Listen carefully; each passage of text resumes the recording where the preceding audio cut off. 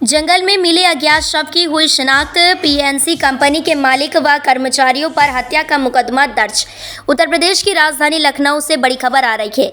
बीते दिनों उन्नाव के सोहरामऊ इलाके में मिले अधेड़ व्यक्ति के शव की पहचान होने के बाद मृतक की पत्नी ने बंथरा थाने में आधा दर्जन लोगों के खिलाफ हत्या और साक्ष्य मिटाने आदि की रिपोर्ट दर्ज कराई है।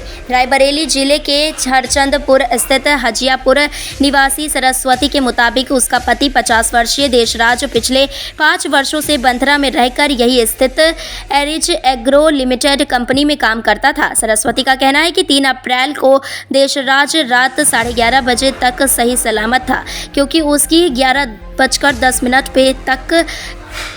11:10 बजे तक कंपनी के सोनू नाम के कर्मचारी से फ़ोन पर बात होती रही। उसके बाद देशराज का फ़ोन बंद हो गया। अगले दिन देशराज के घर वालों ने जब उससे बात करने के लिए संपर्क करने की कोशिश की तो फ़ोन बंद मिला। वहीं 5 अप्रैल को अपराह करीब 2 बजे कंपनी के दीपक नामक कर्मचारी ने फ़ोन करके परिजनों को बताया कि देशराज ऑफिस नहीं आए हैं।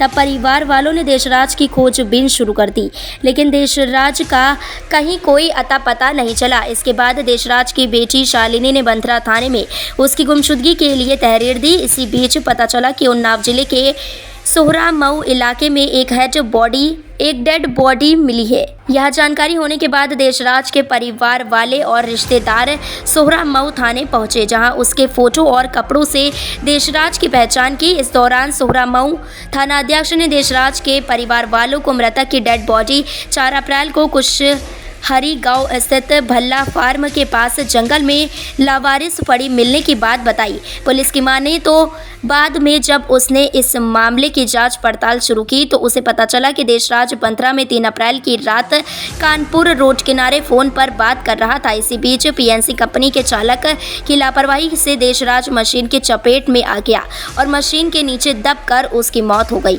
बाद में पीएनसी कंपनी के अधिकारियों कर्मचारियों ने खुद को फंसता देख देशराज के शव को एक गाड़ी में रखकर सोहरामऊ इलाके के जंगल में फेंकवा दिया।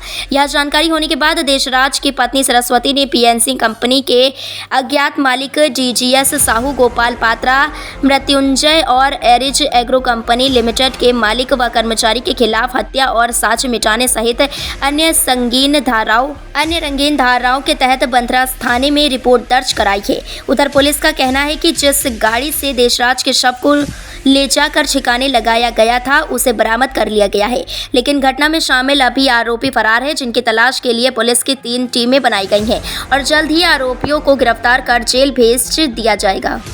देशराज सनाप राम स्वरूप निवासी हजियापुर, थाना हरचंदपुर, जनपद रायबरेली, उम्र लगभग 49 वर्ष, जो Aries agro company Banthra Lucknow में काम करते थे। बगल में एक रवि पांडे कबाड़ का काम करते हैं, उनकी एक झोपड़ी है, उसी में रात में सोते थे और उसी के साथ खाना खाते थे।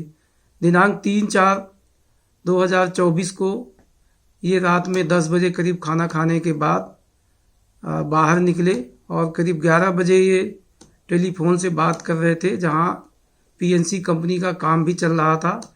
तो ये बात कर रहे थे, उसी समय उनकी कंपनी की मशीन जो चलाने वाला है उसने लापरवाही से उसको चलाया, उसको दबा दिया, जिसमें देशराज का दाहिना पैर कट गया और उसकी मृत्यु हो गई। जो पीएनसी कंपनी के लोग हैं उन्होंने किसी को सूचना नहीं दी, न ही उसको अगर जीवित था तो उसको अस्पताल ले जाने का कोई प्रयास किया, बल्कि इस घटना को छिपाने के लिए उन्होंने अपनी गाड़ी से इसको ले जा करके उन्नाव में सोहरामऊ थाना अंतर्गत रोड के किनारे फेंक दिया। दिनांक 4/4/2024 को सोहरामऊ पुलिस को सूचना मिली, उन्होंने अज्ञात डेड बॉडी का पंचायतनामा भर करके पोस्टमार्टम के लिए भेज दिया। 3 दिन प्रतीक्षा करने के बाद दिनांक 7/7 को उसका पोस्टमार्टम हुआ तथा चूँकि शव की पहचान नहीं हो पाई थी, इसलिए पुलिस द्वारा ही उसका क्रिमिनेशन करा दिया गया। इधर परिजनों से जब संपर्क नहीं हुआ तो परिजनों ने इसका पता किया और 8/4 को इन्होंने बंथरा थाने में गुमशुदगी दर्ज कराई। गुमशुदा की तलाश पुलिस कर रही थी। इसी दौरान परिजनों ने जा कर के सोहरामऊ में उसके कपड़ों और उसके फोटो से मृतक देशराज के रूप में शिनाख्त की और इसके पश्चात वो थाना बंथरा पर आए और दिनांक 11 को रात में 11/12 को उन्होंने एक तहरीर दी। उनकी तहरीर के आधार पर सुसंगत धाराओं में अभियोग पंजीत कर लिया गया है।